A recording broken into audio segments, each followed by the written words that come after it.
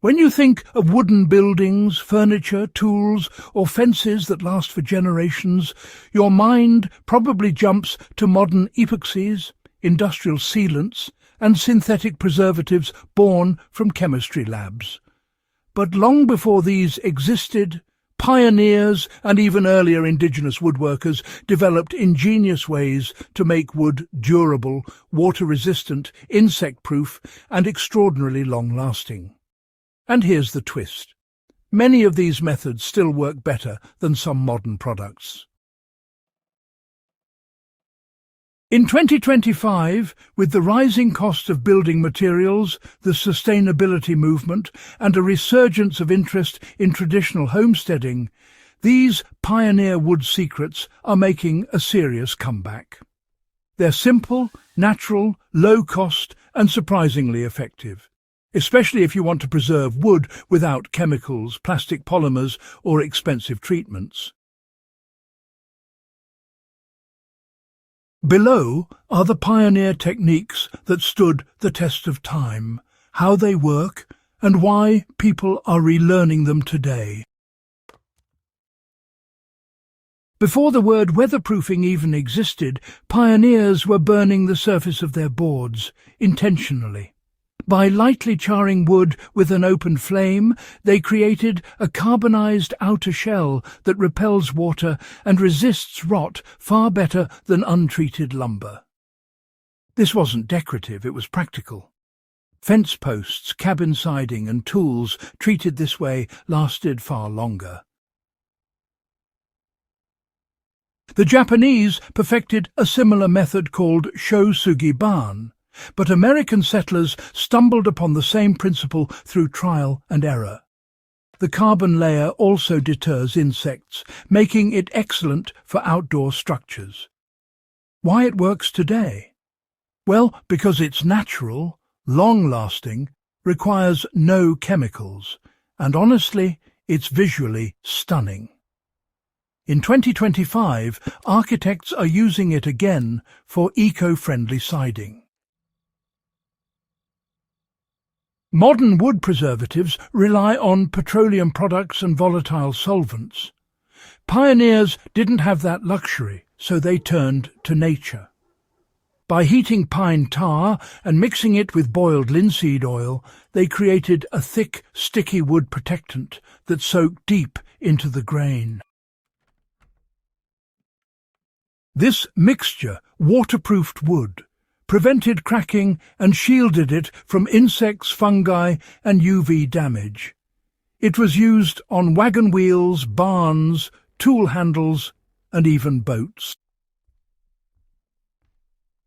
Why it works today is quite simple, really.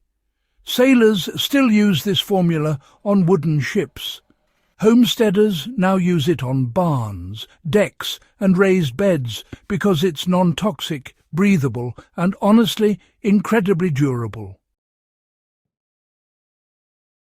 Yes, pioneers literally rubbed animal fat into wooden structures.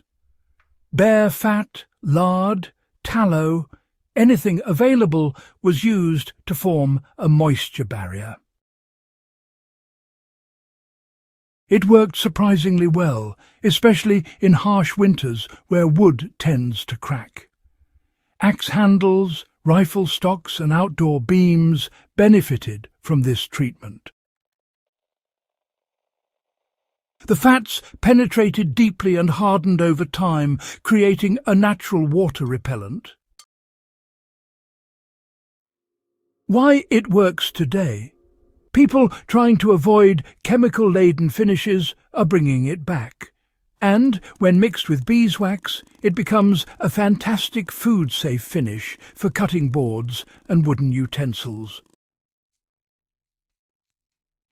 This technique sounds strange, but it's brilliant. Pioneers, you know, would soak rusty nails or iron scraps in vinegar. After a few days, the solution would turn into iron acetate, which then reacted with the tannins in wood to create a dark stain that, well, also protected the surface. The result? a finish that made wood harder, more resistant to bugs, and honestly, beautifully aged. Why does it still work today? Well, woodworkers still use this mixture to give new wood that antique farmhouse look, all without dyes or chemical stains. Gaps between logs in early cabins weren't filled with foam or cork. They were packed with a mixture of, well, natural materials. Clay, mud, animal hair, moss and straw, these humble ingredients were all combined to create the perfect seal. This formed a flexible, breathable, insulating seal that kept wind and water out. And, you know, in many historic cabins, it's still intact today.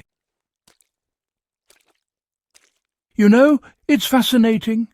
Natural builders today still use similar mixes of clay and mud for eco-homes and off-grid cabins. That's because they're, well, cheap, durable, and really environmentally friendly. A simple block of beeswax was honestly one of the most versatile tools pioneers had at their disposal. They would melt it down and rub it onto wood to repel water, prevent splitting, smooth out tool handles, and even protect food storage containers. Beeswax, you know, hardens to a protective shell, but interestingly, it remains flexible enough to move with the wood. Why it works today is simple. This is still one of the safest finishes for food-grade wood products and, well, children's toys. Furniture restorers also prefer beeswax because it doesn't trap moisture. If pioneers had access to seawater or even just salt they could dissolve, they soaked wood in it before using it outdoors. The salt penetrated the fibres, making the wood insect-resistant, less likely to rot, and more stable in humid environments. Because salt is a natural desiccant, it draws out moisture, preventing fungal growth. Why it works today? People building garden structures or outdoor benches still use this method, especially when they want to avoid chemical preservatives. So, why are we relearning these pioneer tricks in 2025? Well, there are three major reasons, actually. First, let's talk about cost. You know, modern sealants are really quite expensive. But if we look at natural materials, they're much cheaper, sometimes surprisingly so. Sustainability. You know, people are really starting to ditch those harsh chemicals, and well, they're rediscovering solutions that have worked for centuries.